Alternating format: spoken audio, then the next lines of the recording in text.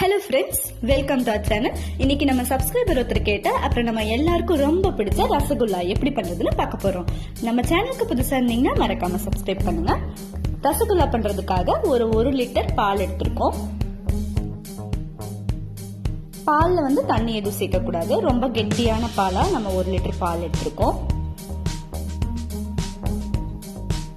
இப்போ அது நல்லா காய்ச்ச போறோம்.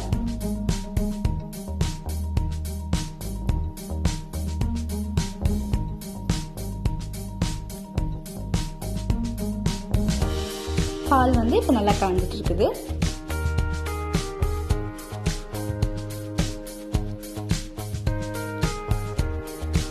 பாருங்க, பொங்கு வந்துட்டு இருக்கு. இந்த ஸ்டேஜ்ல நம்ம அடுப்பை சிம்ல வச்சிடலாம். ஒரு அரை மூடி எலுமிச்சம்பழத்தை சாறு எடுத்து வச்சிருக்கோம்.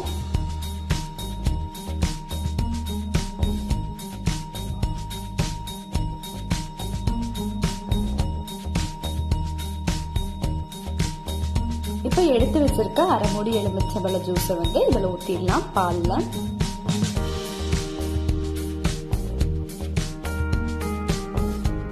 இப்ப நல்லா மிக்ஸ் பண்ணி விட்டுறணும்.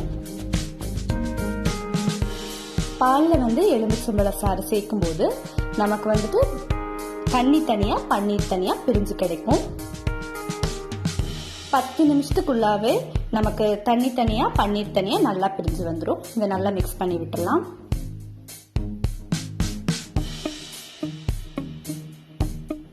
அடுப்பை ஆஃப் பண்ணிடலாம்.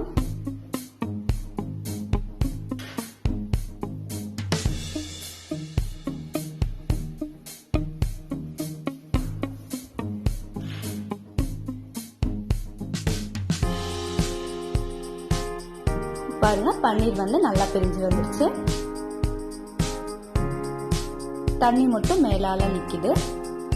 இப்ப இதை நம்ம வடிகட்ட போறோம். அதுக்காக இந்த மாதிரி ஒரு பாத்திரத்தை எடுத்துட்டு அதுக்கு மேல ஒரு காட்டன் துணியை வச்சிடலாம். இப்ப நம்ம வடிகட்டிடலாம்.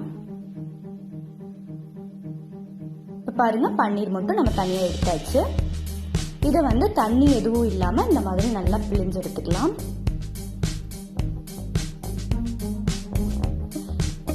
இப்ப இது ஒரு 2-3 டைம் தண்ணி ஊத்தி நல்லா அலசணும்.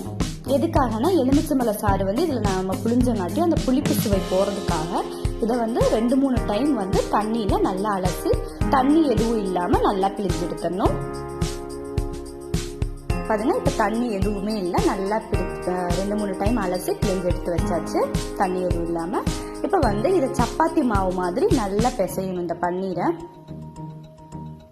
நமக்கு இதை உருட்டும் போது வெடிப்பு எதுவும் இல்லாம இருக்கணும். அதுக்காக தான் இதை நம்ம நல்லா பிணையிறோம். பாருங்க, இப்ப சாஃப்ட் ஆயிடுச்சு பன்னீர். இதை நம்ம உருண்டை பிடிக்க ஆரம்பிச்சிடலாம். நமக்கு என்ன ஷேப்ல வேணுமோ அந்த ஷேப்ல இதை நம்ம நல்லா உருட்டிடலாம்.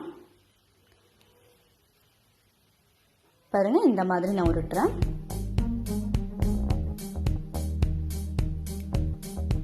நான் சின்ன சின்ன பால்ஸா தான் இதை உருட்டுறேன். நம்ம சுகர் சிரப்ல இந்த பால் போடும்போது நமக்கு 2 மடங்கு பெருசா கிடைக்கும். அதனால நான் சின்ன சின்ன ரவுண்டா உருட்டிக்கிறேன்.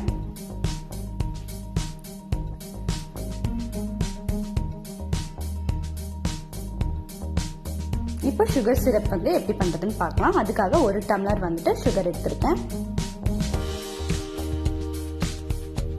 நம்ம எடுத்திருக்கிற டம்ளர்ல அதே அளவுல 4 டம்ளர் தண்ணி சேர்த்துக்கிறோம்.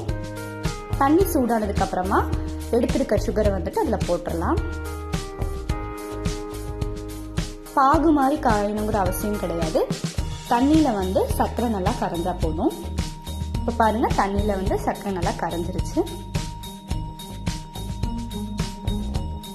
இப்ப நம்ம உருட்டி வச்சிருக்கிற பால்ஸ் எடுத்து இந்த சுகர் சிரப்ல போட்டுடலாம். இது நல்லா வேகணும். 15 இருந்து 20 நிமிஷம் வரைக்கும் நல்லா இது வேகணும்.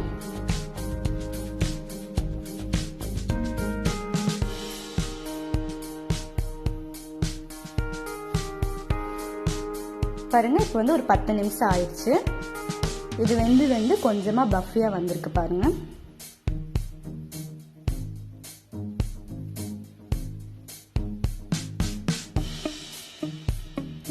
இதை வந்து மறுபடியும் வந்து வேக வச்சிடலாம். ஒரு 15 நிமிஷம் ஆயிடுச்சு. ஏலக்காய் வந்து வேணும்னா நம்ம பொடி பண்ணி இதில் சேர்த்துக்கலாம் சுகர் சிரப்பில்.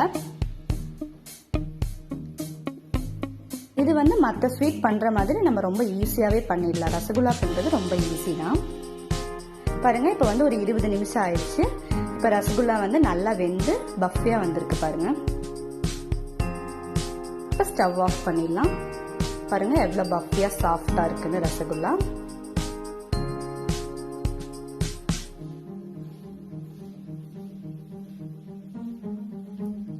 இது வந்து நல்லா இந்த சுகர் சிரப்ல ஊறதுக்கு அப்புறம் சாப்பிட்டோம்னா ரொம்ப டேஸ்டியா இருக்கும் நமக்கு.